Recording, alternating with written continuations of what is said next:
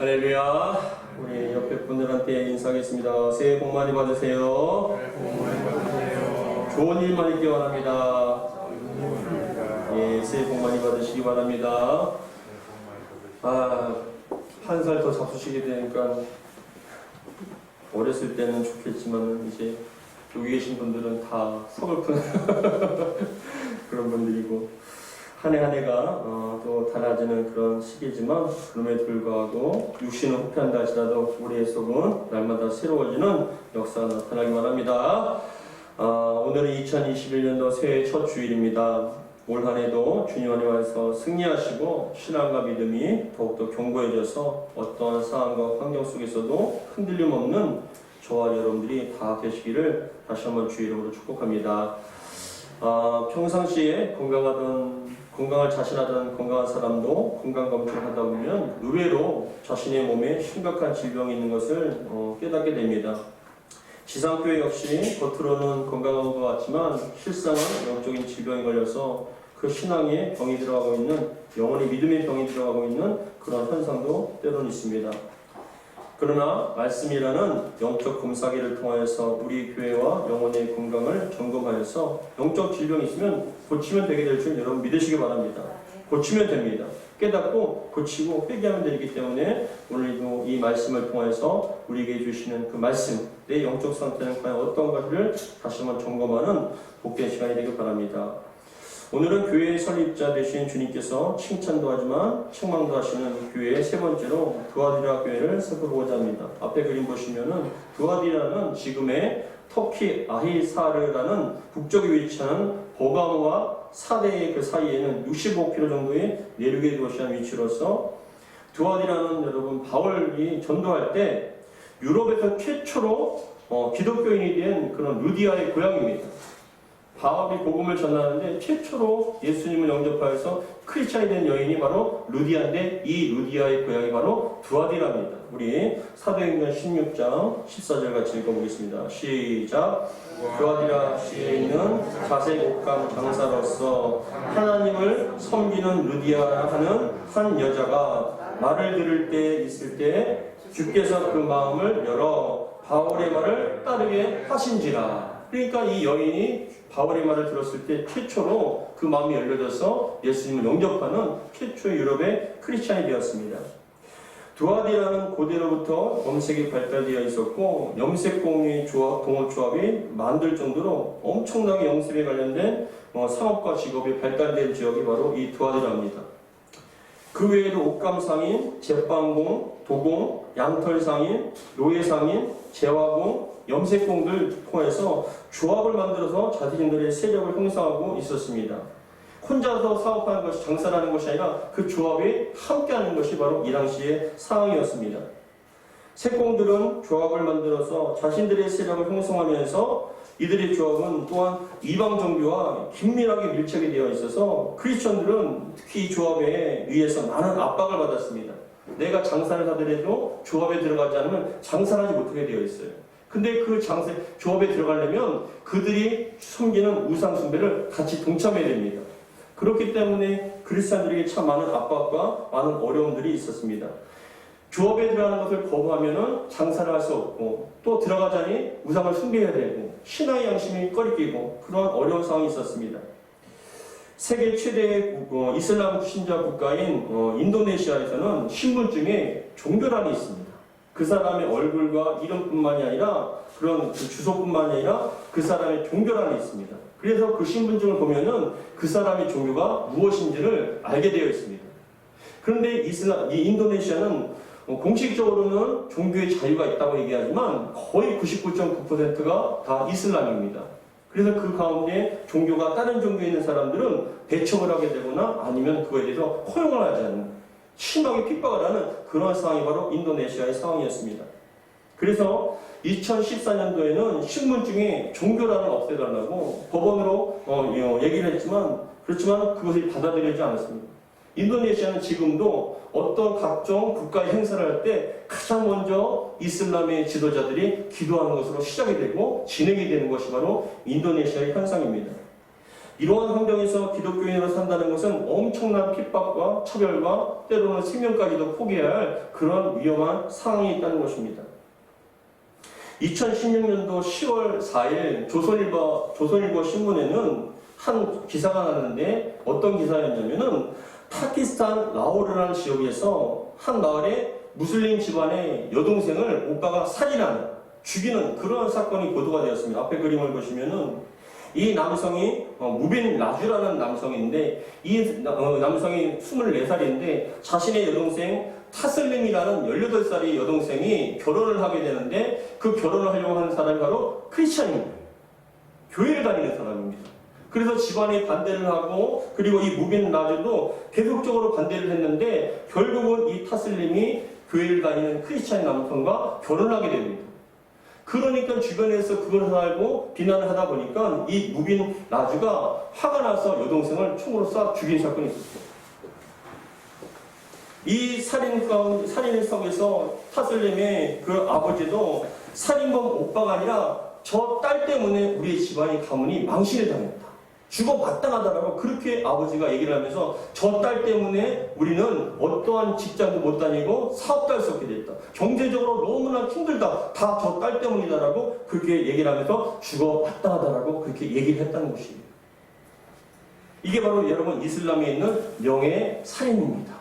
자신의 가문과 가족에 대한 명예를 더럽혔기 때문에 그 사람이 죽어 마땅하다고 얘기한 게 바로 명예살인인데 파키스탄에서 2015년도에만 그 명예살인으로 죽은 사람이 바로 몇 명이냐면 1184명입니다. 1184명이라는 사람이 명예살인으로 인해서 죽었습니다. 근데 그 중에 어느 누구도 그 사람이 살인을 했다라고 살인죄로 징역을 본 사람이 한 사람도 없었다는 거예요. 그런 사회 가운데 내가 크리스찬으로 믿음의 사람으로 살아간다는 건 정말 생명을 건 그런 위험한 상황인 것이죠. 그러나 이러한 차별과 공포는 2000년 전에 있던 이 두아디라는 더 심각했다는 것입니다. 그런 상황 가운데 이 두아디라에 향해서 예수님께서는 자신을 소개하십니다. 우리 18절 말씀 같이 한번 보겠습니다. 18절 시작. 두아디라 교회의 사자에게 편지하라. 그 눈이 불꽃 같고 그 발이 빛난 주석과 같은 뭐라고요? 하나님의 아들이 이르시되, 하나님의 아들이라고 자신을 소개하시는데 요한계시록에 나와 보면은 하나님의 아들이라는 예수님의 표현이, 자신을 하나님의 아들이라고 소개하는 이 표현이 여기밖에 없습니다. 근데 왜 그랬냐면은 이 두아디라는 제우스라는 신의 아들 아폴로를 섬기는 지역이었거든요. 그 지역 자체가, 두아디라 지역 자체가 자신들의 그런 도시를 지키는 신으로 아폴로신, 즉 제우스의 아들 아폴로가 우리를 지켜준다라고 그 아폴로를 지금 섬기는 그런 지역이었습니다. 더 나가서 황제가 자신은 신의 아들이라고 얘기합니다. 이 두아디라 역시도 황제를 숭배하는 그런 상황 가운데 신의 아들이라고 얘기하는 황제 숭배사상과 아볼로를 섬기는 그런 상황 가운데 예수님께서는 그 모든 것이 진정한 아들이 아니라 내가 바로 예수님이야말로 진정한 하나님의 아들이라고 얘기를 하면서 자신을 표현하신 것입니다. 근데 하나님의 아들이신 예수님께서 자신을 뭐라고 표현하시냐면은 그 눈이 불꽃 같다라고 얘기를 하십니다. 눈이 불꽃 같다는 건 무엇이냐면 눈에서 불이 난다는 것이 아니라 모든 것을 꿰뚫어 보신다. 모든 것을 다 통찰하고 계시다는 것이에요. 그래서 그 주님의 눈에 어느 누구도 속일 수가 없고 어느 누구도 피할 수가 없다는 불꽃 같은 눈으로 모든 영혼들을 바라보고 계시고 꿰뚫어 보고 계시다는 표현이 바로 불꽃 같다라는 표현입니다. 저는 이 말씀을 보면서 상상을 해봤습니다. 그리고 제일 마음에 와닿았던 구절이 무엇이냐면 여러분, 불꽃 같다는 눈이 표현이 마치 베드로가, 여러분 아시다시피 베드로가 예수님께서 자신이 죽어야 될 것을 말씀하실 때 베드로는 뭐라고 얘기했냐면 주여 내가 죽을지언정 주님을 버리지 않겠습니다. 다른 제자들은 다 주님을 버려도 저만큼은 죽을지언정 절대로 버리지 않겠습니다라고 말씀합니다. 그러자 예수님께서 너는 아니다. 너는 자기 올 때까지 3번 나를 부인할 것이다. 아니요. 저는 절대로 주님 부인하지 않겠습니다. 차라리 죽겠습니다. 그렇게 얘기를 한 다음에 몇 시간 지나지 않아서 사람들이 몰려옵니다.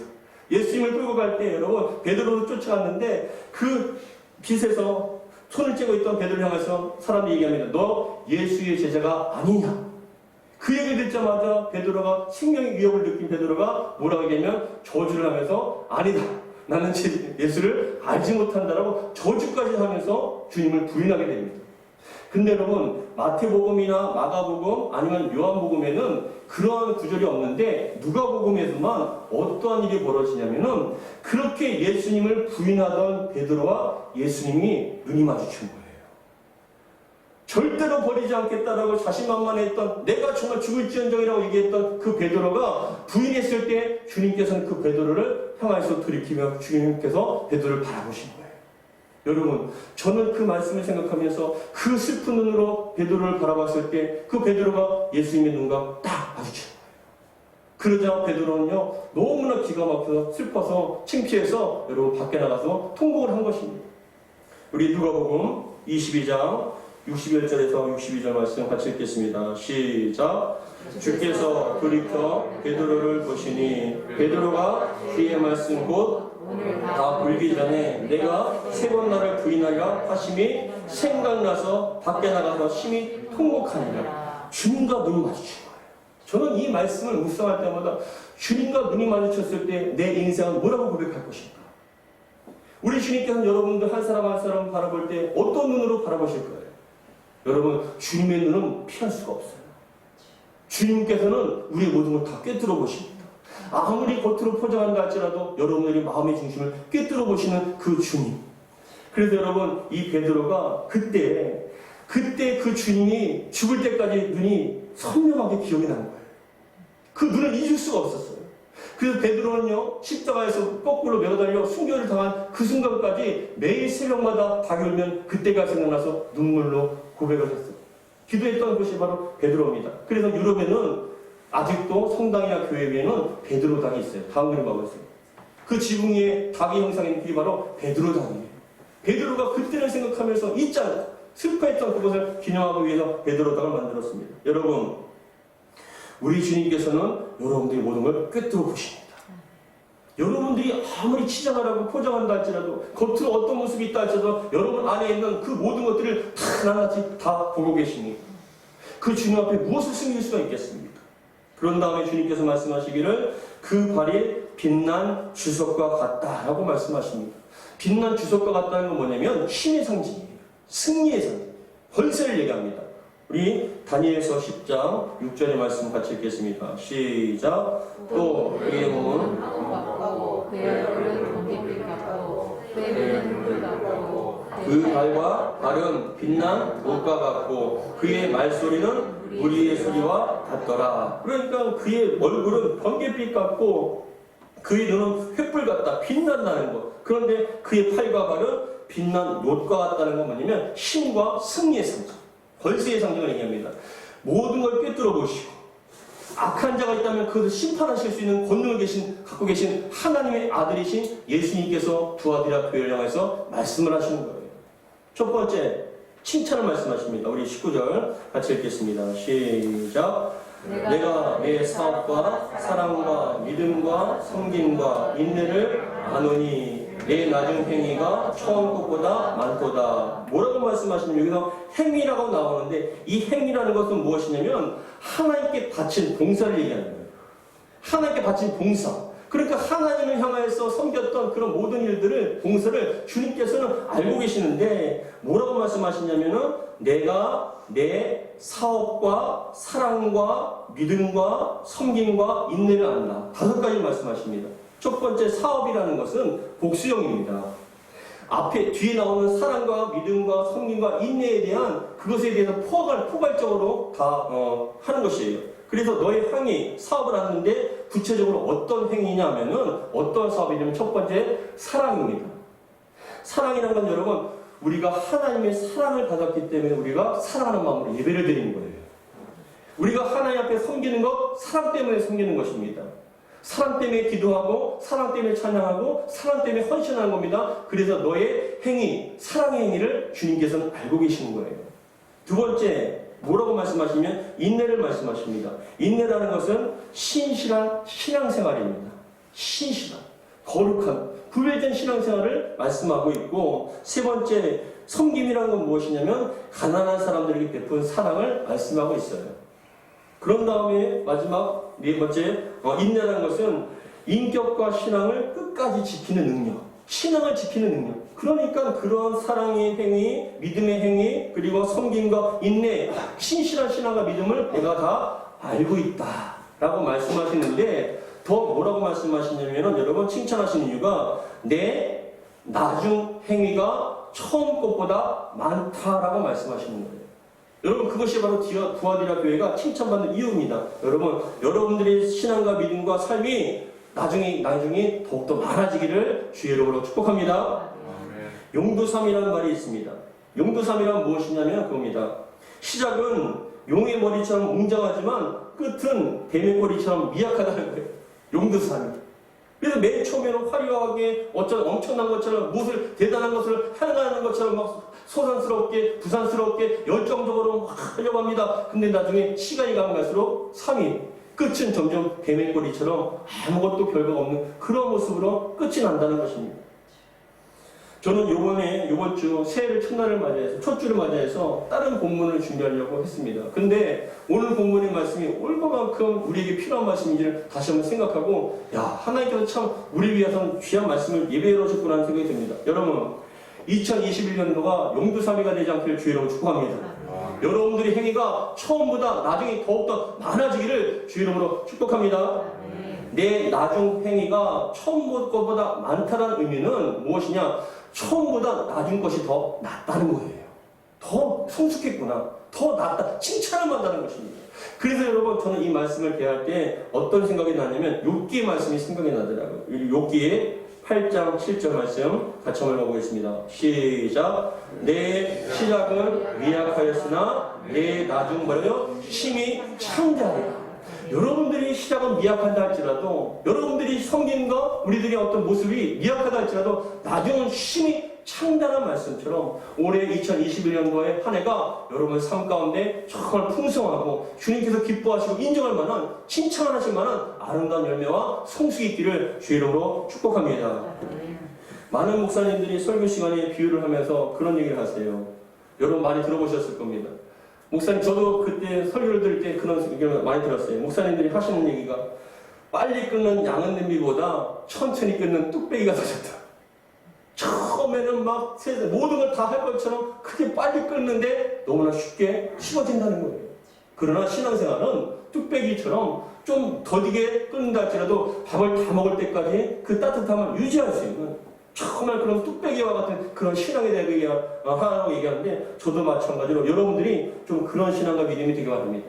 시간이 가면 갈수록 더 뜨거워지고 변치 않고 더욱더 풍성해지는 그런 신앙과 믿음이 되기를 다시 한번 주의 이름으로 축복합니다. 그렇게 칭찬받는 교회, 정말 내 사업과 사랑과 믿음과 섬김과 인내, 네가 나를 사랑함을 통해서 하는 모든 행위를, 공사를 난 다 알고 있다. 더 칭찬할 것은 처음보다 나중에 더 많아지고 더 성숙해지고 더욱더 풍성하구나, 잘했다라고 칭찬하시는 거예요. 그런데 책망할 것이 있다는 거예요. 그 책망의 이유가 무엇이냐면 20절 나와 있습니다. 같이 읽겠습니다. 시작. 그러나 내게 책망할 일이 있노라. 자칭 선지자라 하는 여자 이세벨을 내가 용납함이니 그가 내 종들을 가르쳐 깨어 행음하게 하고 우상의 재물을 먹게 하는도다 라고 말씀합니다. 책망할 것이 있는데 무엇을 책망하냐면 자칭 선지자라는 여자 이세벨을 용납했다는 거예요.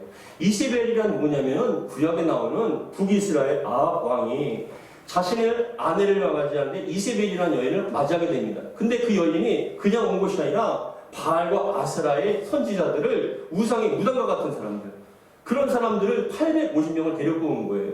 그래서 그 하나님의 나라, 하나님의 땅 이스라엘을 우상의 나라, 우상의 땅으로 바꿔버리는 거예요. 그래서 온통 세상이 우상으로 숭배하고 하나님께 가증하게 여기고 분노하게 만드는 그런 이세벨과 같이 교회를 자칭 선지자라는 이세벨 여인이 들어왔는데 그 여인을 용납한 거예요. 무엇이냐면 그겁니다. 여러분 가운데서도 그런 교회, 그런 분들을 보실 수도 있겠지만 저는 많이 봤는데 교회 안에 기도를 많이 하는 분들이 있어요. 기도를 많이 하는데 뭐냐면 봤다 들었다는 거예요. 주님의 직통 계시를 들었다는 거예요. 아, 주님께서 뭐라고 말씀하시던데요? 내가 환상을 봤는데 뭐라고 하시던데라고 자꾸 사람들에게 이렇게 얘기를 하다 보니까 사람들이 점차적으로 그 사람이 기도 많이 하니까 보고 들었으니까 자꾸만 그분한테 가서 기도 부탁을 요청하면서 뭐라 하냐면, 야, 그러면 내가 학교 어디 가면 됩니까? 직장 가야 됩니까? 사업해야 됩니까? 모든 것들을 자꾸 그 사람한테 얽매여갖고 물어보기 시작하는 거예요. 교회 안에 무당이에요. 교회 안에 무당이에요. 자기가 기도를 해준다고 얘기를 하면서 사람들한테 내가 주님께서 이렇게 얘기하시면 이렇게 하라는데 라고 하다 보니까 자꾸만 교회 안에 그렇게 세력이 맞춰지니까 나중에는 목사님의 말씀보다 그 사람의 말에 더 힘이 있고 권승이 있다. 본능이 있다. 근데 여러분, 그 사람들의 마지막은 대부분 다 어려움을 처하게 되어 있어요. 가정적으로나 신앙적으로나 큰 어려움을 당하게 됩니다. 근데 이 이세벨과 같은 내가 용납함이니 뭐라고요? 그가 내 종들을 가르쳐 꾀어라고 표현합니다. 꾀어.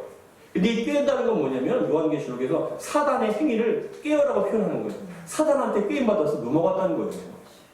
그것이 아닌 것을 알면서도 꾀임에 빠져서 행음하게 만들고 주님 앞에 온전한 신앙에서 벗어나게 만들고 나중에는 우상의 재물을 함께 먹게끔 만들었는데 그 여인을 너희가 용납했다라고 말씀합니다. 여러분, 영적인 이세벨이 혹시 여러분 마음 가운데, 가정 가운데, 교회 가운데 들어오지 않습니까?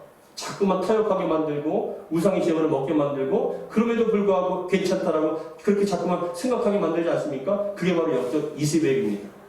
이세벨을 여러분 용납하지 않기를 주 이름으로 축복합니다. 근데 더 책망하실 이유가 뭐냐면은 21절에 나와 있어요. 주님께서 분노하시는 이유가 무엇이냐면 21절에 같이 읽겠습니다. 시작. 또 내가 그에게 회개할 기회를 주었으되 자기의 행음을 회개하고 하고자 하지 아니하는도다. 여러분, 주님께서 말씀하시고 21절에 또 내가 그에게 뭐라고요? 회개할 기회를 주었으되 자기 은행을 회개하지 않았다라고 얘기합니다. 여러분, 잘 들으세요. 주님께서 가장 싫어하시는 게 뭔지 아세요? 죄를 짓는 게 아니에요. 우리는 연약해서 죄를 질 수 있습니다. 저와 여러분들 죄를 질 수 있어요. 넘어질 수 있습니다. 근데 주님께서 가장 분노하시는 건 죄를 지었기 때문에 분노하는 것이 아니라 그 죄를 회개하지 않기 때문에. 그 죄인 것을 알면서도 회개하지 않고 돌이키지 않는 것에 대해서 주님께서 더 분노하시는 거예요. 가장 싫어하시는 게 회개하지 않는 영혼들입니다. 말씀을 통해서 깨달았습니까? 주님께서 그것이 심판이라고 얘기하셨습니까? 근데 그것을 돌이키지 않고 그대로 밀고 나가는 거예요.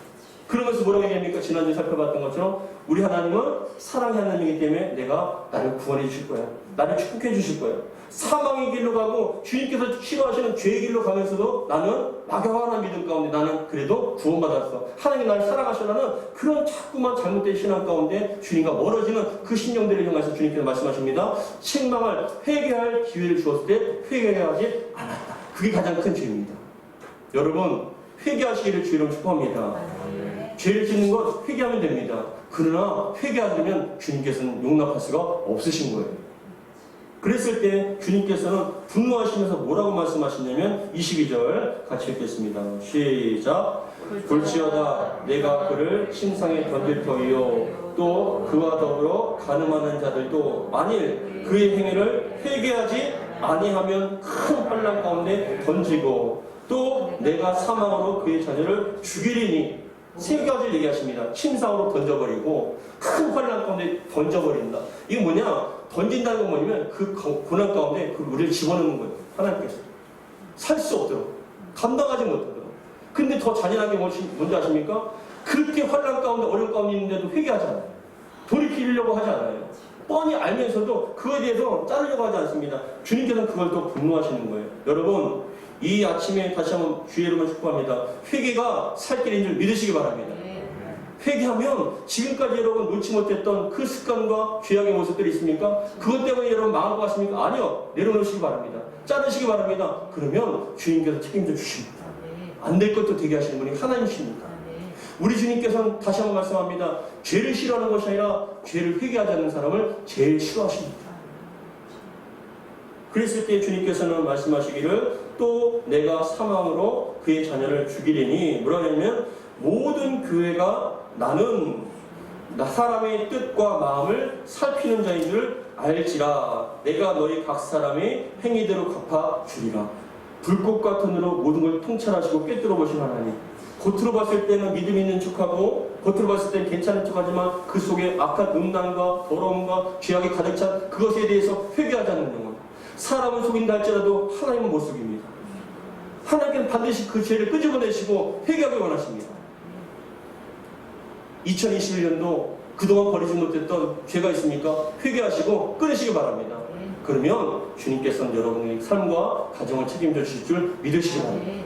그러지 않은 영혼들은 더 큰 환란 가운데 침대에 던진다는 건 뭐냐면 침상에 던진다는 건 주님의 분노를 표현하는 거예요. 심지어는 자녀를 죽인다는 걸 얘기한 건 죽음의 고통 가운데 몰아넣으시겠다는 거예요. 그런데도 불구하고 회개하지 않는 영혼, 모든 걸 탓하고 그런 영혼들에게 주님께서는 다시 말씀합니다. 회개하라고 말씀하십니다. 그런데 뭐냐면 그 사람의 뜻과 마음을 살피는 자인 줄 알라. 내가 너희 각 사람의 행위대로 갚아 줄 것이다 라고 말씀하십니다. 그런 다음에 우리 24절 같이 읽겠습니다. 시작.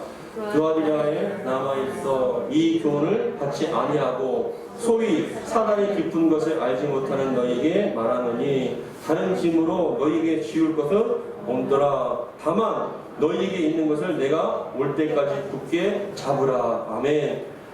그런데도 불구하고 그 속에서요, 여러분, 그렇게 교회가, 그렇게 사람들이 다 세속화되고 죄를 짓는데도 그 속에서 또 여러분 빛난 별것처럼 타협하지 않는 사람이 있는 거예요. 따라가지 않고 물들지 않는 사람이 있었던 거예요. 따라가겠습니다. 남아있는 자. 남아있는 자. 남은 자. 우리 주님께서는 여러분 그 영혼들이 너무나 소중하게 여기시는 거예요. 엘리야를 보면 엘리야가 얘기합니다. 하나님 앞에 간절한 마음으로 울면서 기도합니다. 하나님, 모든 사람들이 다 바알과 아세라에게 절을 합니다. 이 나라가 우상의 나라가 되었습니다. 이제 나만 남았습니다. 저밖에 없습니다. 저밖에 주님 편이 없습니다. 하나님 이걸 어떻게 했으면 좋겠습니까? 라고 그렇게 울며 기도할 때 하나님께서 뭐라고 말씀하시냐면 이 북이스라엘 온 사방이 악으로 우상으로 가득 찬 나라인 것 같지만 그 속에서도 하나님 바알과 아세라에게 절하지 않는 7,000명을 남겨두었다고 말씀하셨습니다. 우리 같이 읽겠습니다. 앞에 보시면 뒤에 있습니다. 예. 열왕기상 19장 18절 말씀입니다. 같이 읽겠습니다. 시작. 그러나 내가 이스라엘 가운데 7,000명을 남기리니 다 바알에게 무릎 꿇지 아니하고 다 바알에게 입맞추지 아니한 자니라. 그럼에도 불구하고 무슬림 지역에서 신앙과 믿음을 지키기 위해서 종교 안에 기독교를 쓰고 그럼에도 불구하고 죽음을 각오하고 생명을 걸고 목숨을 걸고 신앙과 믿음을 지키는 사람들이 있더라고요. 북한 땅에도 14년 기도와 같이 그 어려운 가운데서도 걸리면 즉시로 사형당하는 그 상황 가운데 지하교회에서 주님을 부르는 자들이 아직 남아있습니다. 그게 바로 남아있는 자들이에요. 주님 보시기에 지금 세상과 한국교회는 다 타락하고 물들었다 할지라도 남아있는 자가 분명히 있을 것입니다. 저는 간절한 마음으로 기도합니다. 여러분 한 사람 한 사람이 남아있는 자가 되길 바랍니다. 주님께서 찾으시는 세속에 물들지 않고 이세벨에게 속지 않고 행음하지 않는 그래도 겉과 속이 깨끗하여서 정결하여서 끝까지 신앙과 믿음을 지킬 수 있는 그런 남아있는 자가 바로 여러분들이 되기를 주의 이름으로 축복합니다. 그 사람을 바라보시면 주님께서는 희망을 찾으십니다. 노아의 시대 때에도 그 노아 한 사람을 말미암아 정말 희망을 찾으시고 노아를 통해서 주님의 구원의 역사를 이루었던 것처럼 전 여러분들이 이 아침에 다시 한번 축복합니다. 여러분 한 사람 한 사람이 남아있는 자가 되기를 주의 이름으로 축복합니다. 그런데 그러한 자들에게 뭐라고 약속하시냐면 우리 26절 같이 읽겠습니다. 시작. 이기는 자와 끝까지 내 일을 지키는 그에게 만국을 다스리는 권세를 주리니 그가 철장을 가지고 그들을 다스려 질그릇을 깨뜨린 것 같이 하리라. 나도 내 아버지께 받은 것이라 것이 그러하니라. 주님께서 심판하는 권세를 우리들에게 주시는 거예요. 이기는 자예요. 세속에 물들지 않고 이세벨에게 여러분 속지 않고 정말 끝까지 신앙과 믿음을 지킨 그 자에게 이 세상을 통치하고 심판하는 권세를 함께 주신다. 요한계시록의 뒤에 보면은 주님께서 재림하실 때 천군과 천사 함께 임하실 때 믿음의 사람들도 양옆에 동원하십니다. 그 자들은 여러분 주님과 함께 그 심판할 때 주님께서 주시는 영광의 모습으로 함께 서게 될 줄 믿으시기 바랍니다. 그런 자에게 또 두 번째 약속하십니다. 우리 28절 말씀입니다. 같이 읽겠습니다. 시작. 내가 또 그에게 새벽불을 주리라. 아멘. 새벽별이라는 것은 한밤이 지났지만 아직 어둠이 남아있는 이런 새벽이 보이는 별이라고 얘기합니다. 새벽별. 이제 어둠은 다 지나간다는 거예요. 곧 해가 떠서 밝은 빛이 온다는 겁니다. 희망을 얘기합니다. 승리를 갖다 의미합니다. 여러분들에게 이 아침에 새벽별이 주어지는 은혜가 있기를 주의 이름으로 축복합니다. 어둠의 시대, 암흑과 같은 시대 속에서도 주님을 바라보며 정말 끝까지 신앙과 믿음을 지켰을 때 우리 주님께서는 여러분들에게 새벽별 같은 그런 승리의 모습을 여러분들에게 권능을 주실 줄 믿습니다. 지금 우리는 새해 첫 주일을 드리고 있습니다. 올 한 해도 주님의 앞에, 우리 앞에 수많은 일들이 일어날 것입니다. 근데 여러분, 너무나 감사한 게도 오늘 말씀이 너무나 적용이 돼요. 첫 번째, 나중 행위가 처음 행위보다 많아지길 바랍니다. 시작은 미약하였지만 나중은 창대하는 그런 신앙과 믿음의 삶이 되길 바랍니다. 두 번째, 남아있는 자가 되길 바랍니다. 세상은 다 요동하고 우리도 지금 코로나로 말미암아 수많은 사람들이 믿음이 파손이 되고 신앙을 포기하는 사람들이 속출합니다. 교회를 욕하고 떠나는 사람이 많습니다. 그럼에도 불구하고 여러분들은 끝까지 남아있어서 주님 앞에 기쁨이 되는 저와 여러분 되기를 주의 이름으로 축복합니다. 기도하겠습니다. 하나님 아버지 감사드립니다. 오늘도 주신 말씀 마음에 새깁니다. 처음에는 요란스럽게 모든 걸 다 할 것처럼 얘기하지만 올 한해는 기도도 많이 하고 말씀도 많이 보고 봉사도 많이 하고 정말 많이 할 것이라고 얘기를 하지만 그러나 중요한 것은 행함이 따라야 합니다. 진정한 믿음은 행함이 있는 믿음입니다. 우리 사랑하는 세임학교에 속한 모든 가족들 다 행함이 있는 믿음 되게 도와주셔서 시작은 미약하다 할지라도 나중은 심히 청대한 믿음 되게 도와주셔서 사랑과 믿음과 섬김과 모든 인내가 더 풍성하게 나타나게 도와주옵소서. 하나님, 이 세상은 다 변한다 할지라도 남아있는 자가 되기 바랍니다. 우리 세임학교에 또한 세임학교에 속한 모든 가족들 남아있는 자가 되기 바랍니다. 주님께서 찾으시고 주님께서 기뻐하시는 정말 주님 인정하시는 그런 사람들이 다 될 수 있도록 은혜 베풀어 주옵소서. 우리 주님께서 가장 싫어하시는 것은 죄 짓는 자가 아닙니다. 그 죄를 회개하지 않는 자입니다. 주여 회개함을 통하여서 더욱더 풍성한 성령의 매를 맺을 수 있도록 은혜 베풀어 주시옵소서. 우리 주 예수 그리스도로 기도하옵나이다. 아멘.